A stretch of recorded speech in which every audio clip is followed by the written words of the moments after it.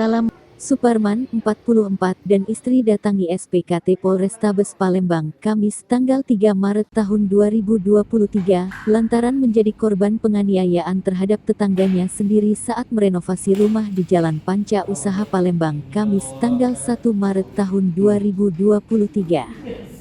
Menggunakan kaos dan celana panjang berwarna merah buruh harian lepas asal Ki Merogan Kelurahan 5 Ulu Kecamatan Seberang Ulu 1 Palembang.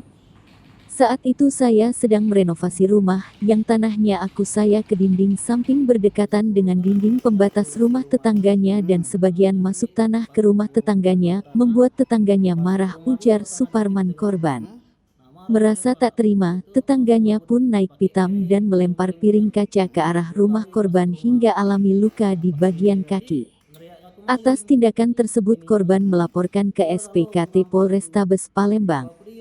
Sementara itu Kasat Reskrim Polrestabes Palembang AKBP Haris Dinzah menuturkan pihaknya sudah menerima laporan tersebut. Baru kita terima laporannya. Selanjutnya akan kita lakukan penyelidikan, katanya.